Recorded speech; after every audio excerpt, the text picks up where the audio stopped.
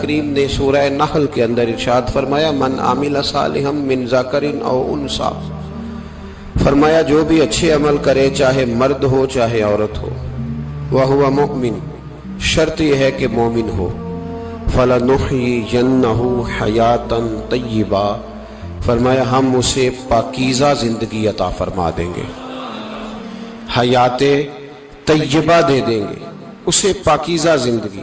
شرط کیا ہے؟ من عاملہ صالحا، نیک عمل کرے۔ کون سے عمل کرے؟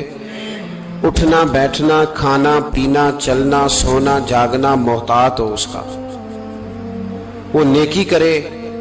قرآن پاک کے لفظوں کے حسن پر غور فرمائیے گا، فرمایا فَلَنُحْيِيَنَّهُ حَيَاتًا طَيِّبًا، ہم ضرور اسے پاکیزہ زندگی عطا فرما دیں گے، صاف ستھری زندگی، معیاری زندگی، خوبصورت شب و روز، آئیڈیل زندگی جس کو لوگ کہیں گے، وہ والی زندگی اسے دیں گے۔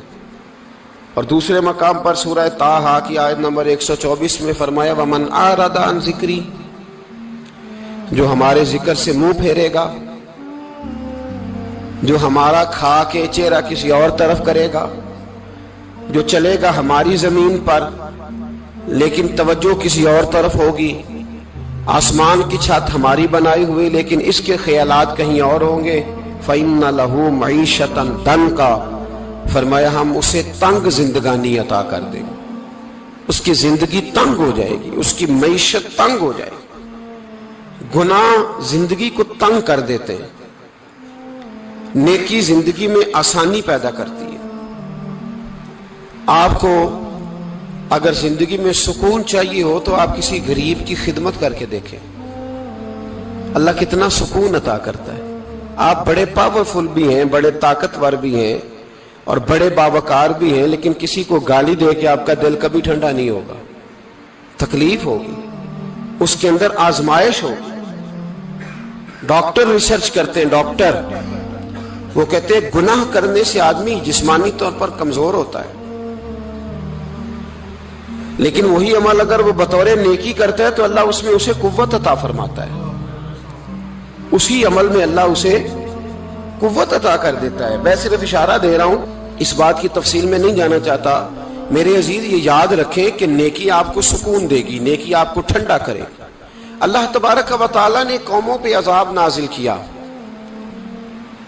اور قرآن مجید فرقان حمید نے ان قوموں کے تذکرے بیان فرمائے۔ بھائی کس لیے بیان کیے؟ کہ ہم عبرت حاصل کریں، ہم یہ غور کر لیں کہ یہ کام ہم نے نہیں کرنا، اس کام سے ہم نے بچنا ہے، ہم نے غور کرنا ہے کہ یہ چیز ہمارے اندر۔ لوگ کہتے ہیں نہیں جی نہیں، ہم پہ یہ عذاب نہیں آئے گا، بالکل نہیں آئے گا، اس میں شک نہیں۔ پر اللہ نے بیان کس لیے کیا تھا؟ بیان کیا قرآن مجید معاذ اللہ کسی ایسی چیز کا بیان کرتا ہے جس کی ضرورت نہ ہو؟ قرآن پاک نے ایک ایک حرف ایسا بیان کیا جس کی مسلمان کو ضرورت تھی۔ قوم نوح کا ذکر فرمایا قرآن پاک نے، حضرت نوح علیہ السلام کی قوم کو حضرت نوح علیہ السلام نے 1500 سال سمجھایا ہے، 15، کچھ لوگوں نے 950 سال لکھا ہے نا، اعلیٰ حضرت نے لکھا ہے 1500 سال عمر ہوئی حضرت نوح علیہ السلام کی۔ اللہ تعالیٰ بندے کو جلدی سزا نہیں دیتا، بلکہ قرآن مجید میں ایک جگہ رب کریم اس طرح بھی فرماتا ہے کہ جب بندے مجھے بھول جاتے ہیں تو میں ان کے لیے نعمتوں کے دروازے کھول دیتا ہوں۔ بندہ سمجھتا ہے کہ میں کچھ تو ہے نا کہ میرے اندر کہ میں جدھر جاتا ہوں خیر ہی خیر ہو جاتی ہے، وہ سمجھتا ہے کہ میری عقل ہے، حالانکہ اللہ اسے ڈھیل دیتا ہے، اللہ اسے ڈھیل دیتا ہے۔ گناہوں کی سزا کے 3 طریقے ہیں، ایک ہے متنبع کرنا، تنبیہ کرتا ہے اللہ، بندہ متنبع ہو جاتا ہے، یہ اللہ کا بہت بڑا احسان ہوتا ہے۔ ایک ہوتا ہے مہلت دینا، اور ایک تیسرا ہوتا ہے اللہ خفیہ تدبیر کرتا ہے۔ تھوڑا سا سمجھیے گا، انسان پر کوئی آزمائش آئی، فوراً اس کی چھٹی اس نے کہا کہ وہ فلاں جگہ غلطی کی تھی تب ایسا ہوا ہے۔ ہوتا ہے نا کئی دفعہ آواز آتی ہے نا اندر سے، چلیں بول دیں کچھ نہیں ہوتا آپ کو، اللہ جانتا ہے یہاں کوئی کچھ نہیں کہے گا آپ کو، اور ہماری تو ویڈیو بھی نہیں گھومتی، یعنی خبر بھی نہیں ہو کہ کس نے ہاں کر دی کس نے نہ کر دی۔ آپ بغیر ٹینشن کے بات چیت کریں، آج کچھ نہیں ہوتا ہے انشاءاللہ تعالی۔ آتی ہے اندر سے آواز، میں آپ سے اس لیے ان چیزوں کی تصدیق کراتا ہوں کہ باقیوں کو بھی آتی ہے کہ نہیں۔ اس لیے تصدیق. کبھی کوئی کسی جگہ انسان پریشان ہوتا ہے تو محسوس کرتا ہے کہ وہاں مجھ سے ہوتا ہے نا جی.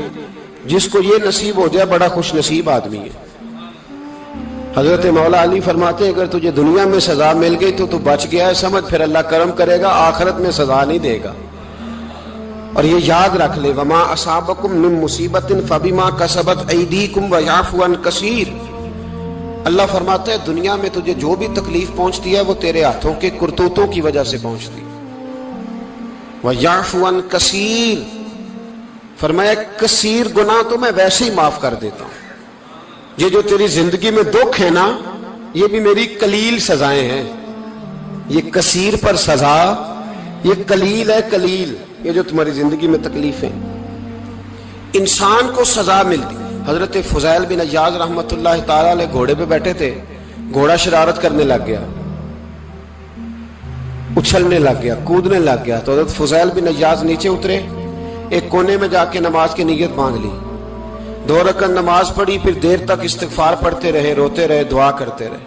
واپس آئے,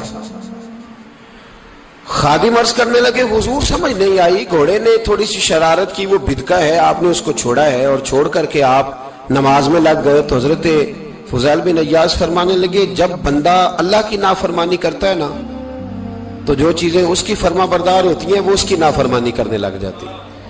تو مجھے محسوس ہوا تھا کہ میں نے کہیں اللہ کی نافرمانی کی ہے, اس لیے ایسا ہوا ہے کہ میرے گھوڑے نے میری, تو میں توبہ کرنے لگا ہوں. اور اب دیکھتا ہوں بیٹھ کے بھلا کیا ہوتا ہے. میں نے سچی توبہ, حالانکہ مجھے یاد نہیں کہ میں کہاں بولا, پر کھری اور سچی توبہ کی. دوبارہ گھوڑے پہ بیٹھے تو گھوڑا بالکل صحیح ہو کے ساتھ چلنے لگ گیا. میرے بھائی جب یہ تنبیہ ہے اللہ کی طرف سے, یہ متنبہ کیا جاتا ہے کہ تو بعد آ جا. بہت ساری جگہوں پہ انسان کو وقتی طور پر اگر سزا مل جائے, نبی پاک علیہ السلام کی خدمت میں ایک صحابی آئے, بات مضبوط کر دوں, واقعہ سنایا ہے نا تو کچھ لوگ سمجھتے ہیں کہ یہ واقعہ ہے, تو میں ایک حدیث پاک امام بہقی کی لکھی ہوئی عرض کرتا ہوں. نبی پاک علیہ السلام کے ایک صحابی آئے اور ان کا سر پھٹا ہوا تھا, خون بہ رہا تھا. سرکار نے فرمایا کیا ہوا؟ عرض کی حضور ایک عورت جا رہی تھی, میری نظر پڑی, ابھی نظر پڑی ہے کہ میرے آگے ستون آ گیا تو میرے سر پہ لگ گیا. نبی پاک صلی اللہ علیہ وسلم نے فرمایا تیرے لیے خوشخبری ہے, اگر دنیا میں تیری غلطی کی تجھے سزا ملی ہے تو پھر رب تجھے قیامت میں سزا نہیں دے گا. پھر اللہ قیامت میں سزا, بعض گناہ ایسے ہیں جن کی یہاں بھی سزا ملے گی اور وہاں بھی ملے, لیکن میرے بھائی پہلی بات یہ ہے کہ اللہ تعالیٰ اس غلطی کی یہی سزا دے لے اور دعا فرمائے اللہ تبارک و تعالیٰ یہاں بھی معافی عطا فرمائے, وہاں بھی معافی عطا فرمائے, اللہ درگزر ہی فرمائے. لیکن میرے بھائی ایک تو یہ سزا, ایک سزا یہ ہوتی ہے کہ انسان جب گناہ کرنے لگتا ہے تو اللہ نعمتوں کے دروازے کھولتا ہے, مہلت دیتا ہے. 500 سال تک فرعون کو مہلت دی. کتنے؟ یہاں جو 5 سال حکومت کر لیتا ہے وہ کہتا ہے سب سے قابل میں ہی ہوں, مجھے مہلت جو ملی ہوئی ہے. 500 سال مہلت دی اللہ تعالیٰ نے. اور فرعون کی قوم پر پتہ عذاب کس طرح کیا آئے تھے؟ ٹڈیاں مسلط کر دی اللہ نے. یہ گھومتی نہیں چھوٹی سی, ہم اپنی زبان میں اس کو کچھ لوگ مختلف ناموں سے یاد کرتے ہیں, کوئی مکڑی کہتا ہے, کوئی کچھ کہتا ہے. مسلط کر دی, جاتی نہیں. ان پر بنی اسرائیل کے ان مقابل جو فرعون کی قوم تھی ان پر الزام اس طرح کا عذاب آیا کہ مینڈک مسلط کر دی اللہ تعالیٰ. برتن کھولتے تھے اندر مینڈک نکلتا تھا, دنیا کی ہر دوائی استعمال کرتے تھے لیکن مینڈک نکل آتا تھا. تھوڑا سا سمجھا کریں چیزوں کو, ہمارے رنگ نہیں زیادہ گورے کہ ہم پر عذاب نہیں آتا. کوئی بہت زیادہ اللہ تعالیٰ معاف فرمائے دولت نہیں جمع کرا بیٹھے شاہی خزانے میں کہ ہم سے پوچھا نہیں جائے گا. یہ مہلت ہے, مہلت کو مہلت سمجھو.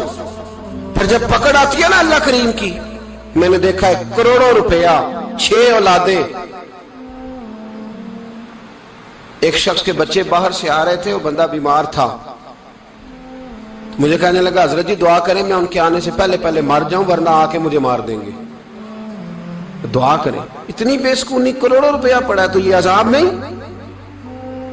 کوئی ضروری ہے کہ پتھر ہی برسیں گے تو سمجھ آئے گی؟ یہ جو سگا بیٹا بوڑھے باپ کے قریب سے گزر جاتا ہے, سلام نہیں لیتا تو اس کو عذاب نہیں سمجھتے؟ یہ جو امت کی بیٹیاں، امت کی بچیاں، ہماری بچیاں ایک ایک سال کے اندر 75 76 ہزار بچی ایک ایک ڈویژن سے بھاگ کے شادی کر رہی ہے، اور ایک ایک صوبے سے، تو اس کو آپ اللہ کا عذاب نہیں سمجھتے؟ یہ معمولی بات ہے؟ نہیں ہمارے رنگ ہو رہے ہیں، ہم بڑے سمارٹ ہیں۔ 1500 سال مہلت دی نوح علیہ السلام کی قوم کو۔ کتنے سال؟ بول کے بتائیے، بول کے دوبارہ بولیے۔ 1500 سال۔ کوئی آدمی اپنی سمارٹنس پہ خوش نہ ہو جائے کہ 20 سال ہو گئے، میں تو نافرمانی بھی کر رہا ہوں، روٹی بھی پک رہی ہے، میں تو حرام بھی کھا رہا ہوں، پھر بھی سب ٹھیک ہے۔ 1500 سال مہلت دی۔ پھر حضرت نوح کہنے لگے اللہ میں نے تو بڑا سمجھایا، نہیں باز آتے۔ تو رب کریم نے فرمایا کشتی بناؤ۔ اللہ کے پیغمبر کشتی بنانے لگے تو قوم مذاق اڑانے لگ گئی۔ اب کیا کرنے لگے ہو؟ اب کشتی بنانے لگے ہو، خیر تو ہے، قوم مذاق اڑا رہی ہے حضرت نوح علیہ السلام کا۔ آپ نے کشتی بنائی، پانی کہاں سے نکلا؟ نہ بارشیں ہوئی، نہ سیلاب آئے، ایک تندور تھا، اس کے اندر سے پانی نکلنا شروع ہو گیا۔ کبھی تندور سے بھی پانی نکلا ہے، پر جب نکالنے والا چاہتا ہے تو وہاں سے بھی ایک تندور سے پانی نکلا۔ اتنا نکلا، اتنا نکلا، اتنا نکلا کہ قوم ساری ڈوب گئی۔ قرآن مجید کے صفحات شہادت دیں گے کہ حضرت نوح کی قوم کا بچہ بچہ بہہ گیا، بچے صرف وہ تھے جو حضرت نوح کے ساتھ ہو گئے، تباہ ہو گئی۔ اللہ بے نیاز ہے، بے نیاز۔ 1500 سال مہلت ملے اور تو پھر بھی کہے رب بڑا کریم ہے، معاف کر دے گا۔ 1500 سال تجھے گنجائش دے اور تو کہے کوئی نہیں، بات معافی ملنی چاہیے ابھی بھی۔ میرے بھائی، حضرت صالح علیہ السلام کی قوم، حضرت صالح نے تبلیغ شروع کی تو کہنے لگے پہلے معجزہ دکھاؤ۔ جی آج تو نہیں لوگ معجزے مانگتے، آج بھی لوگ کرامتے اور معجزے، اللہ معاف کرے، جو چیزیں معجزہ تو ہو نہیں نہ سکتا، لیکن آج بھی لوگ، آپ یقین کریں، کہتے ہیں یہ بڑی نمازیں پڑھتا ہے تو پھر بخشا کیوں نہیں گیا، پھر کیوں نہیں منو سلوا کیوں نہیں اترا اس پر، پھر میں بھی اسی طرح ہی ہوں، کیا اس کے اندر خوبی آ گئی؟ مولوی بھی ویسے ہی ہے، صوفی بھی ویسے ہی ہے، لوگ مانگ نہیں رہے، لوگ دلیلیں مانگ نہیں رہے، ابھی بھی لوگ بحث نہیں کرتے، کیا فرق آ گیا جی؟ ویسے ہی ہیں سارے۔ اللہ تعالیٰ سے ڈرنا چاہیے، ہمیں سامنے والے کی طرف دیکھ کر صحیح ہونے کا حکم نہیں ہے، ہمیں اپنی اصلاح کا حکم ہے، اپنی طرف دیکھ کے اپنے آپ کو ٹھیک کرنے کا۔ الزام لگا کے گزر جانا، اس کا کوئی مطلب؟ سنو اور یاد رکھو، حضرت صالح علیہ السلام سے کہنے لگے پہلے معجزہ دکھائیں، تو حضرت صالح علیہ السلام نے فرمایا اونٹ کہاں سے پیدا ہوتے ہیں؟ کہا اونٹنی کے بطن سے۔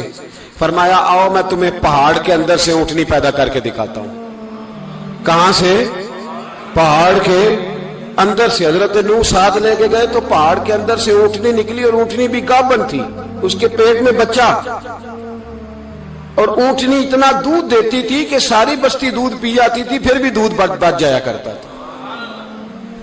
لیکن حضرت نوح علیہ السلام نے فرمایا اب تم نے دیکھ تو لیا یہ اسے، یہ جتنا دودھ دے گی روٹی بھی اتنی کھائے گی، ایک دن تم سارے پانی پیو گے، ایک دن یہ سارا پانی پیا کرے گی، ایک دن تم سارے باقی جانوروں کو گھاس کھلاؤ گے، ایک دن یہ اونٹنی، اور اونٹنی کا نام کیا؟ ناقۃ اللہ، اللہ کی اونٹنی۔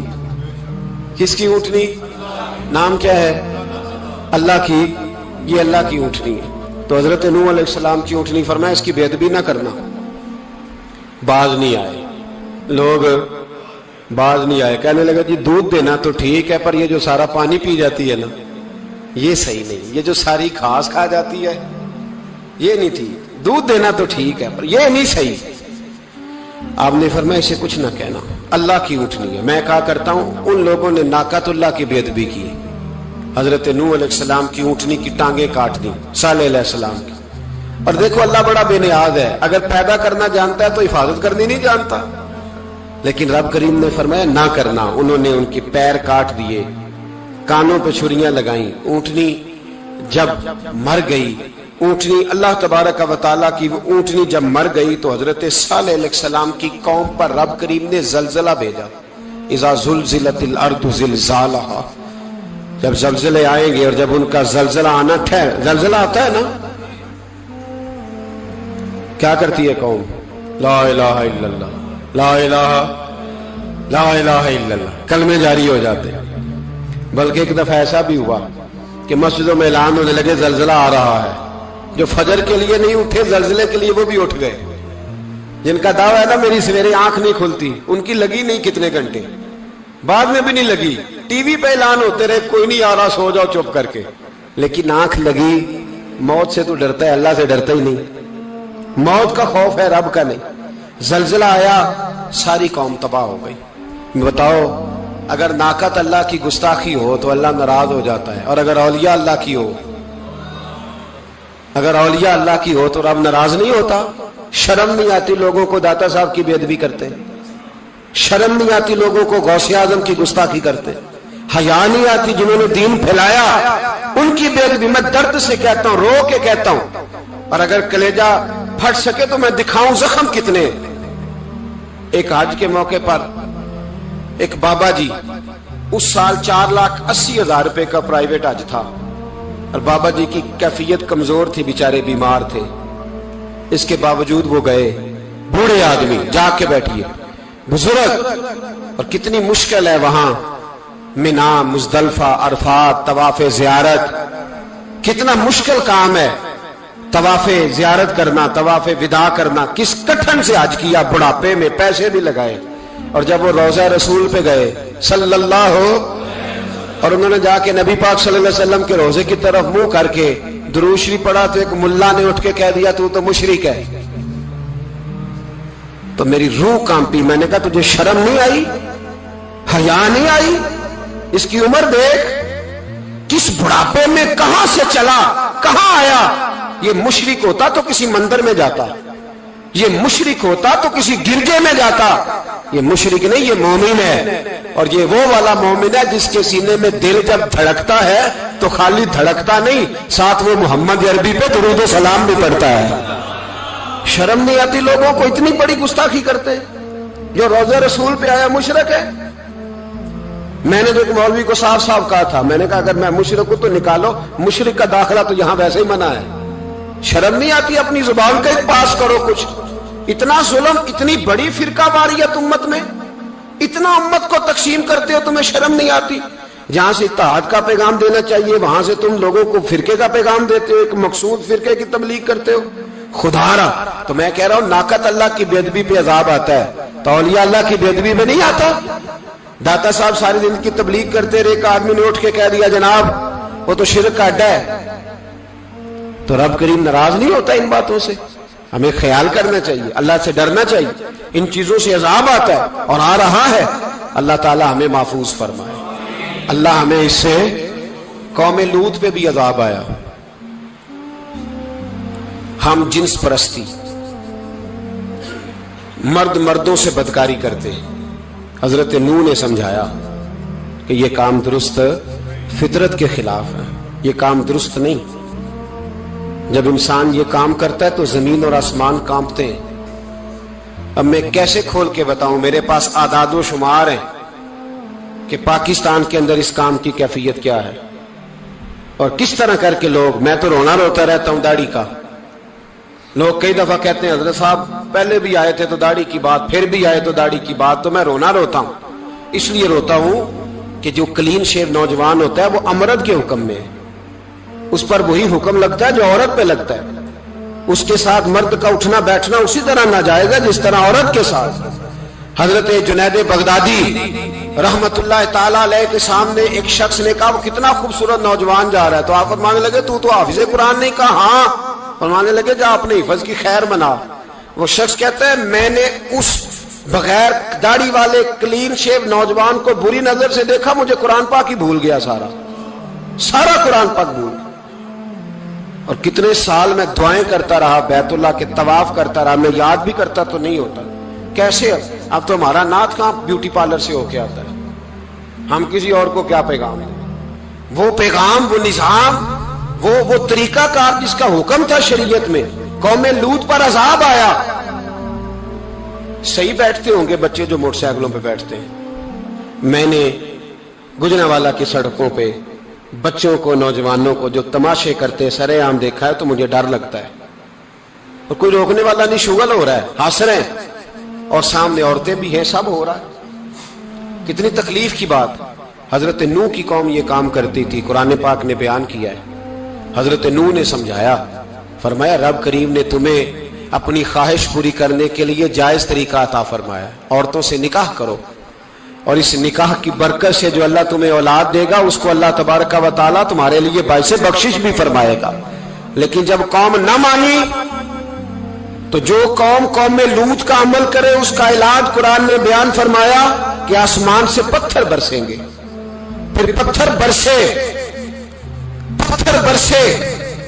اور جن کے بڑے بڑے اچھے دماغ تھے ان کے دماغ چکنا چور کر دیے گئے، تباہ کر دیے گئے، ان کے دماغ زمین پر بچھاڑ دیا گیا۔ اللہ مہلت دیتا ہے، لیکن اس کا مطلب یہ نہیں کہ انسان توبہ ہی نہ کرے۔ حضرت شعیب علیہ السلام کی قوم پر بھی عذاب آیا، اس لیے کہ بددیانتی کرتی تھی، ناپ تول میں کمی کرتی تھی۔ میں نے کہا تھا شب قدر کی رات کہ یہ کوئی تماشا ہے کہ شب رات آئی تو ساری رات روتے رہے، یا اللہ معاف کر دے، یا اللہ معاف کر دے، رو رو کے چیخے مار مار روئے۔ شب قدر آئی تو پھر چیخے ماری، ساری رات روئے۔ تو جس بندے کا پروگرام ہی نہیں سویرے بدلنے کا، دکان پہ بیٹھ کے پھر وہی ناپ تول میں کمی، پھر وہ اللہ تعالیٰ معاف کرے۔ میں ایک مضمون پڑھ رہا تھا تو وہ فوڈ کے اسپیشل لوگ تمہیں لکھا تھا مہربانی کرو ملاوٹ ہی اچھی چیز کی کر لو، مرچ میں کیری تو نہ ملاؤ اینٹوں کی، وہ تو بیمار کرتی ہے، وہ تو خون کی آنتوں کو روک دیتی ہے۔ وہ کہنے لگا، اور وہ کہتا میں تمہیں بتاتا ہوں کون کون سی چیز ملائی جا سکتی ہے، وہ ملا لو۔ خدا را اس قوم پہ رحم کرو، مہربانی۔ ایک دوست ہے ہمارے، میں وزیر آباد میں ان کے گھر بیٹھا تھا تو ایک میڈیکل، میرا کسی شخص پہ اعتراض کرنے کا میں مجموعی بات کرتا ہوں۔ میں ایسے ڈاکٹروں کو جانتا ہوں جو اللہ تعالیٰ فضل کرے سچ مچ کے نیک ہیں، اچھے لوگ۔ تو بچے کا میڈیکل سٹور ہے، تو والد بیمار ہو گیا، تو کہتا ہے ابا جی ڈاکٹر صاحب نے کہا آپ کو ڈرپ لگنی ہے، تو سگے باپ کو ڈرپ لگانے لگا۔ تو باپ کیا کہتا ہے پتر تیری مہربانی، مینوں کوئی اصلی لائی، وہ نہ لائی جڑی لوکاں نوں لانا ہے۔ اب وہ پیار سے سنا رہا ہے بات۔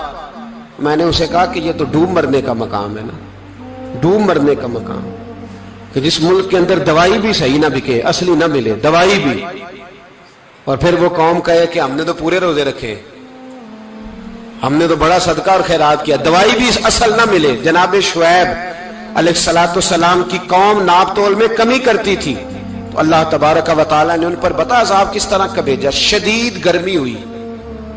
اللہ ہمیں محفوظ فرمائے، سارے آمین کہہ دیا۔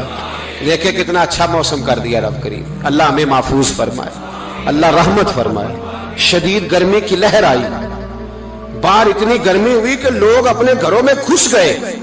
جس طرح سورج کی شعائیں گھروں کے اندر داخل ہو جاتی ہے، اس طرح گرمی کی لہر اندر داخل ہوئی، اور جس طرح کسی کو آگ لگ جائے تو وہ آدمی اچھلتا کودتا ہے نا، اس طرح یہ لوگ اچھلنے لگے اور اچھل کود کے مر گئے۔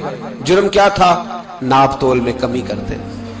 حضرت داؤد کی قوم بھی تباہ ہوئی، جرم کیا تھا؟ ہفتے والے دن مچھلیاں نہیں پکڑنی تو یہ پکڑتے تھے۔ حکم ہے نا مسلمان کو نماز کے ٹائم کوئی اور کام نہیں کرنا، نماز پڑھنی ہے۔ میرا خیال ہے مسلمان تو فٹافٹ آ جاتے ہیں، سارے ہی پہنچ جاتے ہیں نا مسجدوں میں۔ ہلکا ہلکا بول رہے ہیں آپ، کیوں نہیں پہنچتے؟ اگر حضرت سیدنا، اور پتہ انہیں سزا کیا ملی؟ اللہ نے فرمایا اس ٹائم عبادت کر، میرے کام نہیں کرنا، وقت نہیں ہے کام کا۔ انہوں نے مچھلیاں پکڑی، 12,000 لوگ تھے، پتہ ہے مالک نے سزا کیا دی؟ بندر بنا دیا اللہ کریم۔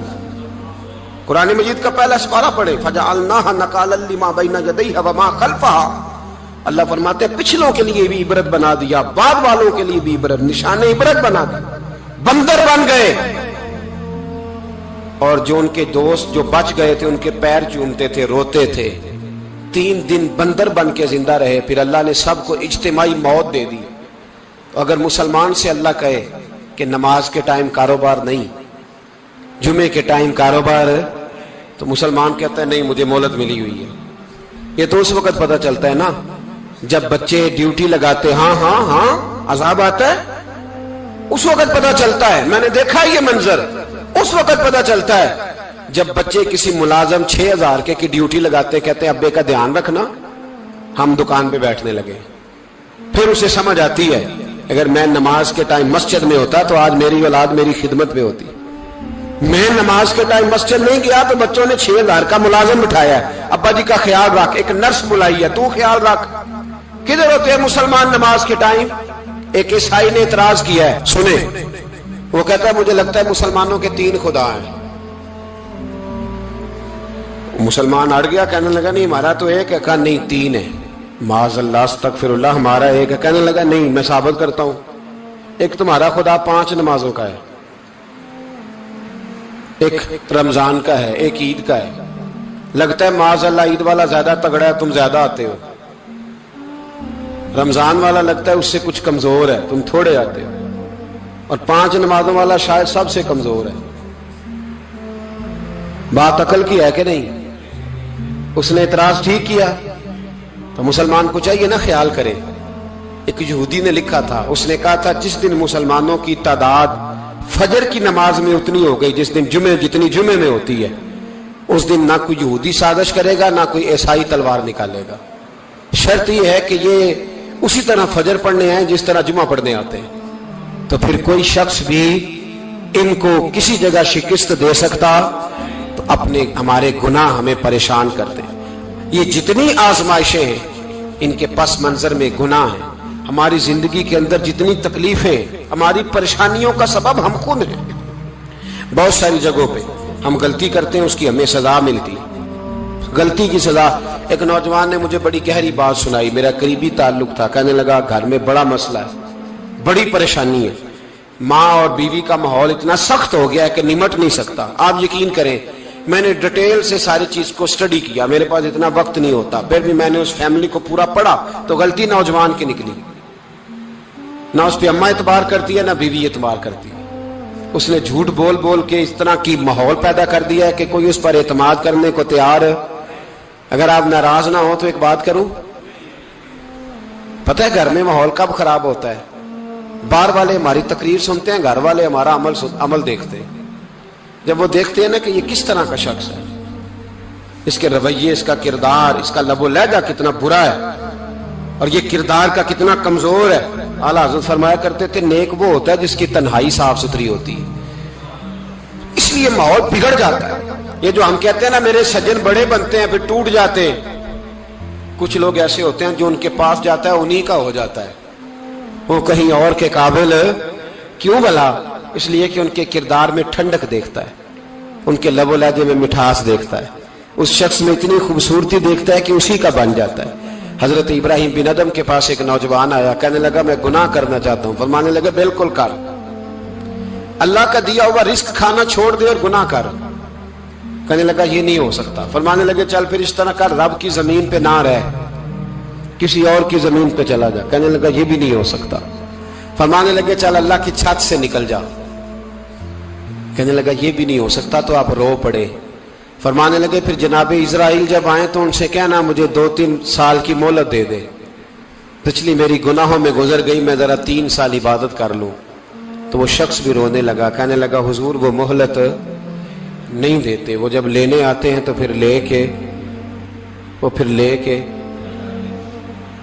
اللہ تعالیٰ نے جب انسان بنانا چاہا نا تو جناب جبریل کو کہا مٹی لے کے آ زمین سے.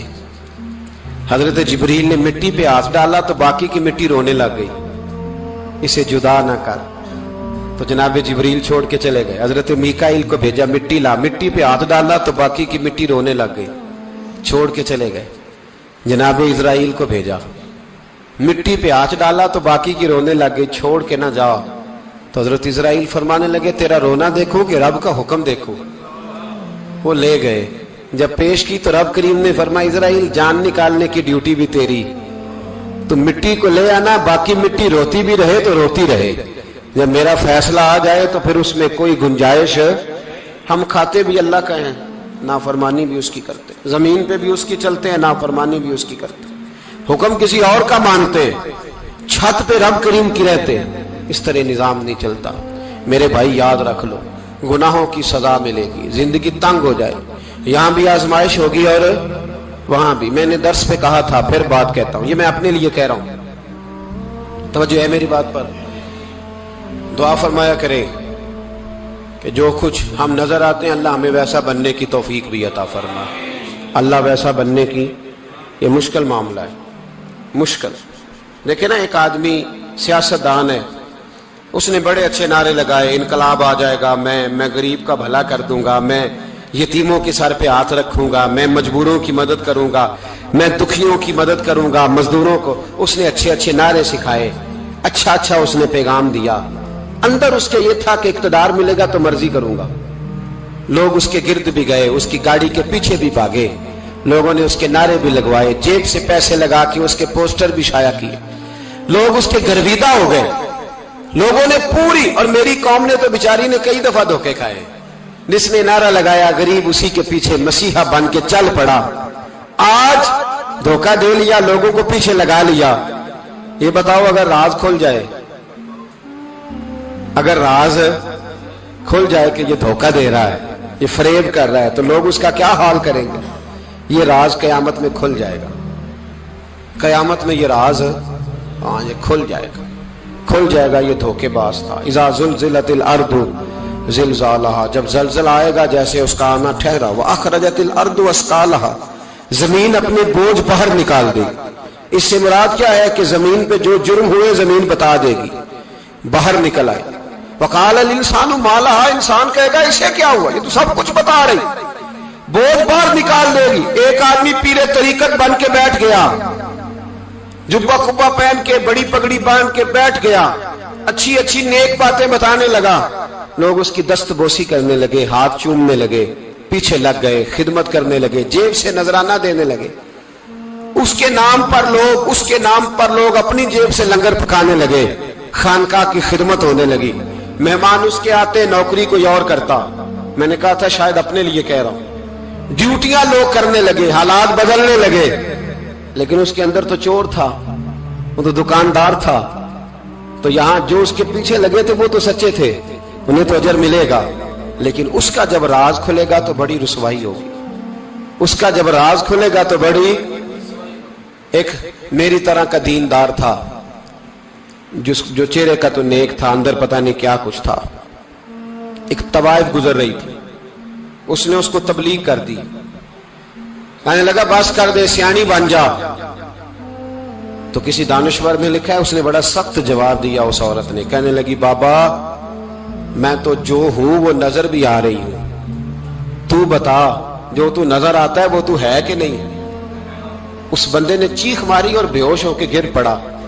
تو لوگوں نے کہا بابا آج کسی صوفی کا کلام سنا ہے جو بے ہوش ہو گیا. تو اس نے کہا نہیں, آج طوائف کی بات سنی ہے, طوائف کی. اور وہ عجیب بات کر گئی ہے. وہ کہہ گئی ہے میں تو جو ہوں میں نظر آ رہی ہوں, تو بھی تو بتانا, تو بتانا کہ تو دستار امامت پہنتا ہے.